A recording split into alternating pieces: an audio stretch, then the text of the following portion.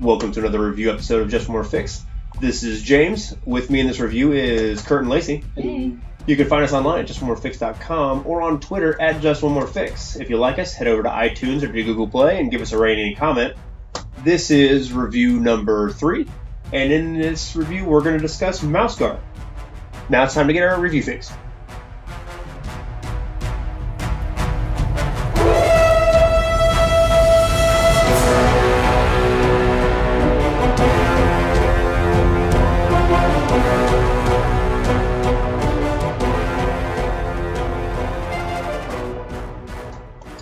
Alright, so welcome to another review with us here at Just More Fix. Today we're going to review Mouseguard. For those of you that don't know what Mouseguard is a series of comic books or graphic novels that were written, and the artwork is done by David Peterson. They've been around for quite a while now. They're very popular. The world is a group of mice that are broken up into cities, and they're one of the only real intelligent animals. And there's a group called the Mouseguard, which serve as sort of like a Pony Express, protectors of the cities, do various other errands, and maintain the trails and the roads between the cities. It's a very cool setting. There's other components are the mice are very weak, so that it's combat is deadly. They're very mousy. Yeah. There's a realism. Yeah, they play up the vulnerability of the mice. Especially when you consider in the books the weasels are one of the big enemies, and a weasel is several huge. times. yeah, it's like fighting intelligent elephants that know how to rip your head off. Right. That's scary. Right. So that's sort of the world that Mouseguard is. So the role-playing game Mouseguard is produced by Burning Wheel. And it uses Burning Wheel as kind of the mechanic for it. It's a little bit more of a simplified version of it, the mechanics of it anyway. It's a lot simplified version. I agree. If you're looking to play Burning Wheel, it is a great way to sort of introduce yourself into the Burning Wheel system. Well, just to kind of start it off, I had never heard of the graphic novels nor played Burning Wheel before I sat down to this. Mm-hmm. And the first thing that they do is they beat you over the head in a good way with the fact you're a mouse. Yeah. If you look through the rule book, on almost every single page, there's a picture of a mouse. And I think it does a really good job coming into this and not knowing anything about it, of setting the expectation that you're about 1.5 inches tall and you're about as tough as 1.5 inches tall mouse. It is very... I was like, oh my gosh, we're going to die. It was the first thing I thought. Right. They emphasize that theme very much about the vulnerability and the need to have a group of you together to survive, and the community of mice is what really makes them who they are. Yeah, no, it's definitely, there is a sense of vulnerability that you wouldn't get if this was just set as a normal fantasy, no magic world. You'd be like, oh, okay, well, I'm a big bad human, I can do these things. Absolutely not. The number one thing I thought from the first moment I was making this character for the system was, I'm not going to survive this. I'm 1.5 inches tall. Everything eats me. Yeah, in the comic books, one of the encounters that happens is they fight some crabs on a beach. So if you can imagine a giant crab claw compared to a little bitty mouse, it's very terrifying, and deadly and dangerous. The game physically is very nice. It's got a high production value. There's a lot of really cool artwork that comes straight out of the comic books. So the artwork is awesome. Evocative, can we use that term? Yeah, and thematic towards all that stuff. It really drives home what they are and the Mouseguard. It's very, very cool. All the components have a piece of the artwork on it, from the cards and the different stuff, and most of the artwork comes straight out of the comics. But there is some custom artwork that's been done, but it's all very good. It's got a vaguely sepia tone, mm-hmm. but it's still all very colorful. It's an all color, if I'm not mistaken. Yeah. Rule book, and some pretty good production values on that. It comes with specialty dice that are they have successes and failures, kind of how the mechanic of it works. 6s can explode, or there's some mechanics there with that kind of stuff. So you can play it with regular D6s, but there are specialty dice that come with it that make it easier, I guess you might say. But it's not so specialized like in. It doesn't require a D30 with special tables and stuff. They're bone colored dice, so that kind of adds to it as well. With the different, again, it adds to that whole sort of medieval fantasy. Right. It also comes with a map and some mousy pawns, right. I guess you would call them. Map markers and that kind of stuff. Map markers, and then, just to remind you, you're small and weak. A specialized deck of cards that you use for actions and conditions and weapons and that sort of thing, and then your character sheets. Right, and there's a worksheet for character creation, which aids in the character creation process. The character creation is pretty simple and straightforward. You pick several options, you note them on the worksheet, and then you transpose the worksheet to the character sheet. And it really does, like, I can't stress this enough. If you're going to play this game, use the worksheets. It makes everything so much easier, especially if you're not familiar with it. Absolutely. It just runs you through a checklist. Any burning wheel system in general. Use the worksheet. Use the worksheet. It makes it so much easier. So the game, though, I think, something that I think is interesting about it is the game is divided into two phases. There's sort of like a player's phase and the GM phase. In the GM phase, the goal is for the game master to sort of put challenges and obstacles in front of the players and for them to try and overcome them and go through those trials and tribulations. And then the player phase is their chance to recover and, sort of heal up and restock and refresh and accomplish their own individual goals. Like I said, it is a sort of a streamlined version of the Burning Wheel system. So the premise of all the Burning Wheel games is you play characters with beliefs, goals, and instincts. Mm-hmm. And that is what drives your character. So you should always be playing towards your beliefs or towards your goals or towards your instincts, which is a very cool idea. And a lot of other larger games now have picked up this idea of beliefs and that kind of stuff. Fate is another one that sort of drives it home. Building your character with motivations other than stabbing bags of treasure. Right. Yeah, and taking the experience out of it. Another big aspect of this game is the seasons. So as the game progresses with the player's turns and the GM turns, you sort of tick off parts of the seasons, starting with usually you start in spring, summer, fall, and winter. And winter is an exceptionally difficult time for mice because you got to figure there's no food availability. Well, and it's worth mentioning that the seasons are figured into the mechanics of the game, if I'm not mistaken. Each one comes with its own backdrop. unique set of challenges Yes. that are inherent to the mice. Now, would it be accurate to say it's a mini game? Is it a thing that? Well, there are. I think that. I don't think it's a mini game so much as it colors the encounters that happen during that. It's a feature of the game, I think it might be. Okay, all right. Yeah, because you're not rolling against something specifically in that season. It just adds... Right. There are certain obstacles that are more common to come up in different seasons that color things to emphasize the aspects of the season.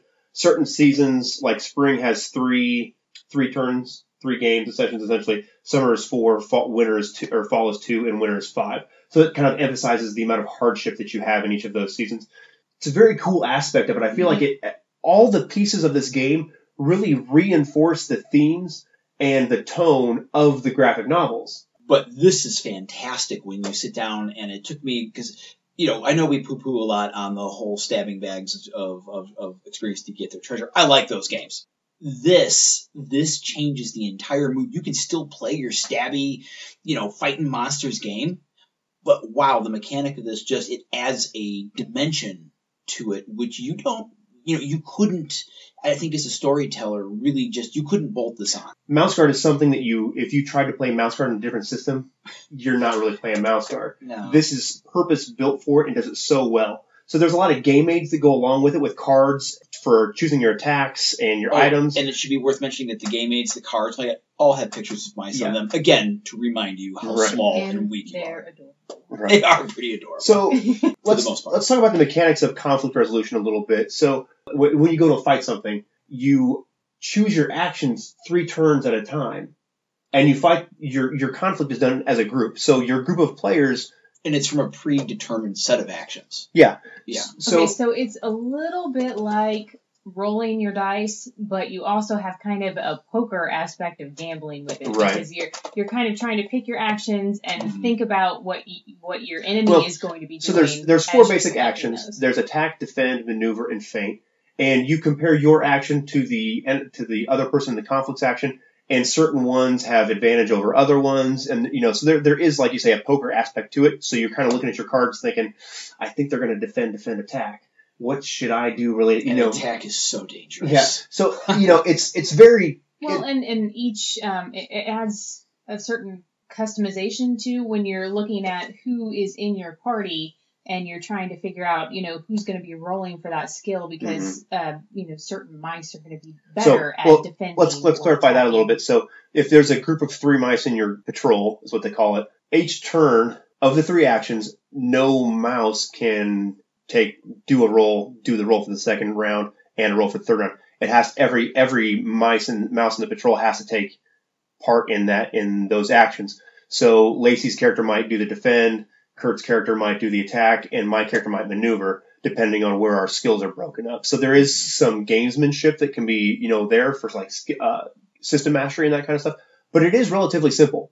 Like I said, a lot of people talk about how the complexity of Burning Wheel. This is really distilled down into the fundamental aspects of it, and I think it works really well. Oh, it does. Now, if you are a roll the dice 3d6 plus X maneuver 5-foot rule type player, and that's what you've been doing, I had a little bit of trouble conceptualizing the combat and conflict resolution system at first, but trust it. Trust the system. It's pretty awesome. It's a lot of fun. It's one of my favorite games to run, to be honest. It's just so different and distinctly its own thing. One of the things I really like about the system is the winning and losing with conditions. So it's called disposition. When you start a conflict, you have, and this works for both social and physical conflicts. They work basically almost the same way. Which is nice. Yes. So there is social conflict, and which is more mechanical than just one roll. Hey, they like you or they don't. Well, it's as important to the system as the combat is, which in your traditional D&D type situation isn't the case. Right. So when you start the conflict, each group has disposition, which sort of represents, for lack of a better term, your hit points, I guess you might say. Yeah. Or your combat effectiveness, I guess. And as your disposition goes down, the conflict happens until one group either just says, we're out of this conflict and we will concede that we're going to lose, or until one group reaches 0 disposition. Now, once that happens, you compare the disposition of the winning parties, how much they have left. Do they have all of it? Do they have most of it? Do they have less than half? And then that's the amount of concessions that you have to make to the person who lost. So it is actually possible to win a conflict, but have to make big concessions in what it was that you wanted. Actually, more important in the system too, because like you're talking about, you're playing mice and you're vulnerable, but at the same time, the game's not going to be any fun if you're killed in the first session. So That's true. You do battle with the snake wins. It's not like, oh, your whole party is eaten and the game is over. No. It's like, okay, now you have to decide what happened as a result of that battle. Someone's very narrative. Someone's poisoned, someone's extremely injured, or hurt. Mm-hmm. There's a lot of different options. The other thing that is nice about it is, at the beginning, everyone sets a goal. This is what our goal is. If we win, this is what we're working towards, whether that's to defeat the monster, to rescue somebody, to drive someone off. That's what we're working towards. Now, if I'm the storyteller, if I'm the game master in this case, that's fantastic. Right. Because now I know what you're working towards. Right. I don't have to guess. Once one of the groups reaches 0 disposition, then you start to make concessions based on how much the other person lost from theirs. But the nice thing is that everyone at the table has to agree this seems like a reasonable concession to make, or not. And you sort of negotiate back and forth to figure out what suits the story the best and makes it the best drama and makes the most interesting story. Yeah, no, it's definitely story-based, but it's not so vague as to be meaningless. It's not simply pass the stick around. There's definitely a mechanic. There's definitely things that need to happen. The mechanic suits the storytelling system wonderfully. I feel like this game kind of bridges the gap between cooperative storytelling game and complete crunchy system. Yeah, it's somewhere right in the middle. There is a lot of gamesmanship that goes into the conflict resolution, which is very cool, because there's also weapon cards and weapons that change what you can do. You are for people that are looking to be rewarded for system mastery. That aspect is definitely in this game. Yeah, and I would say it's in any Burning Wheel game, whether that's Burning Wheel, Torchbearer, or any of those. And like with your other Burning Wheel games, you're rewarded for taking part in the story. So the experience is gained based on using the skills that you have on your character. That is something that's interesting. In order to advance your skills, you have to use them. Yes. So you don't just get experience to spend on skills. Dump it into something. Yeah, you have to, in order to advance things, you have to use them. And the other thing that's neat, if you're not familiar with the Burning Wheel system, is you don't have to just use them and succeed. You also have to use them and fail so many times in order to be able to advance them. The idea is that you never get better by doing things that are hard.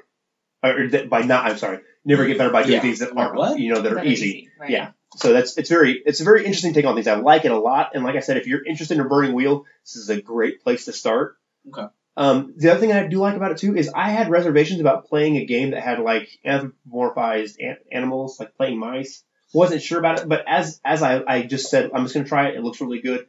And it sort of faded into the background for me. I really like this game.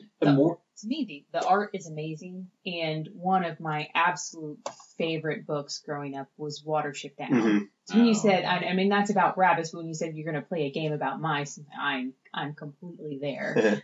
Well, it does mainly fantastic world. Mainly, what I think the whole thing for me, what setting it in a world populated by mice does, is it sets the tone for what I want to say your power level is, but it sets a very good, clear expectation. There's no magic that I've seen in the game, at least none like no fireball slinging. As far as setting goes, it's basically like low fantasy. Right. Sword and no sorcery. And the mice, even the illustrations of the mice, you're not a tank. You're not walking around with tons of armor on. You've got like a little cape. Adds to that whole vulnerability, and it changes the way you play. Right.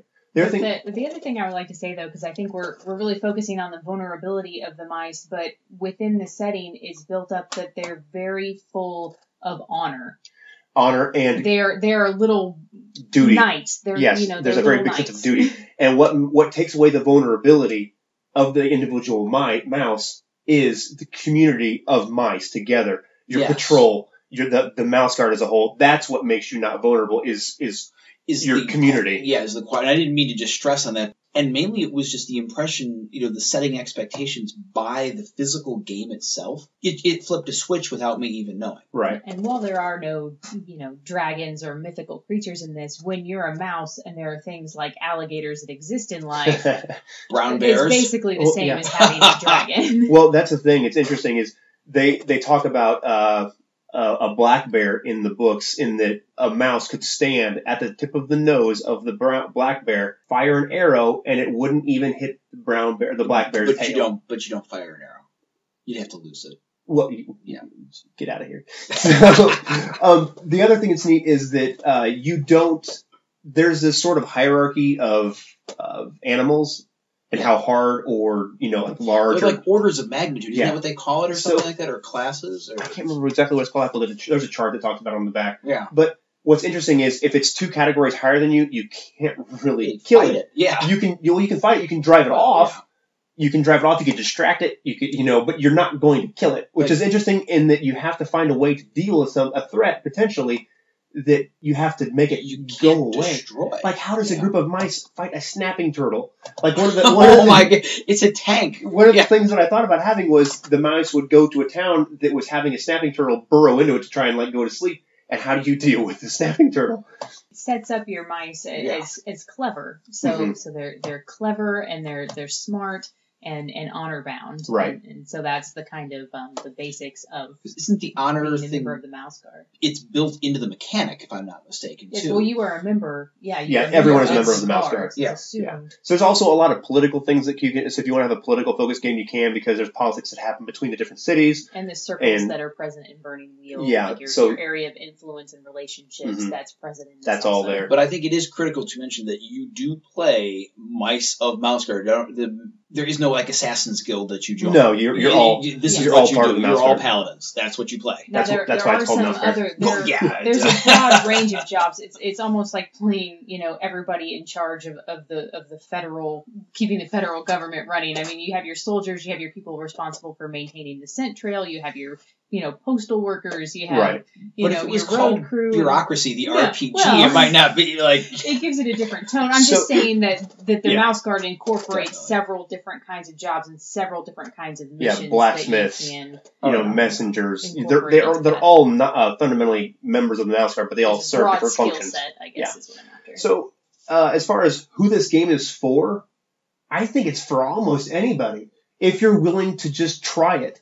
Because there's aspects of it, I think, that fit into any kind of gaming. I think there's a level of complexity that lends itself to more experienced gamers. I will say that slightly older, if you have really young gamers, really new gamers, I think this is going to be a difficult one for them to wrap their head around. I think it would be if that was your entire group.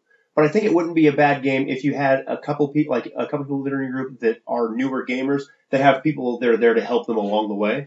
And I think I should qualify this with having some experience with brand new gamers who are very young. I think Lacey's right on this one, that you could bring that individual in, and it would be a very interesting thing to make this their gateway game. Right, would be cool. But you would need a But table of for a group, experienced people to bring them in.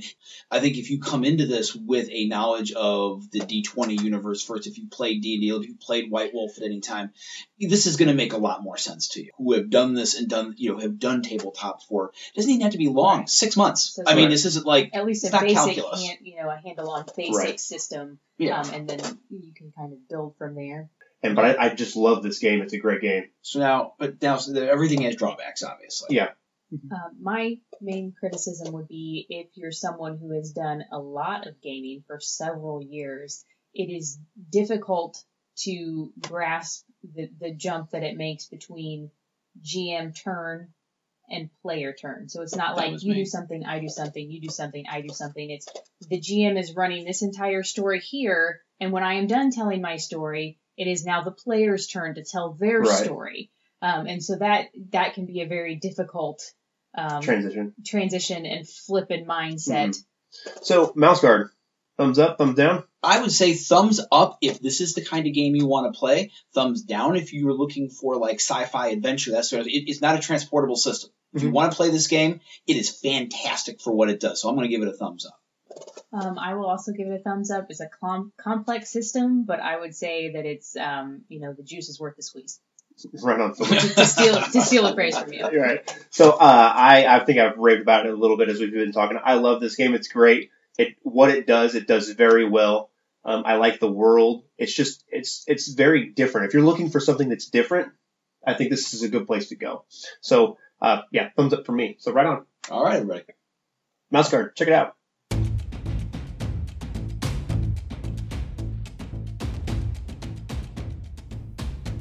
Thanks for listening. This has been another episode of Just One More Fix. Music has been provided by Kevin MacLeod. You can find him at incompetech.com. You can find us at justonemorefix.com and follow us on Twitter at justonemorefix.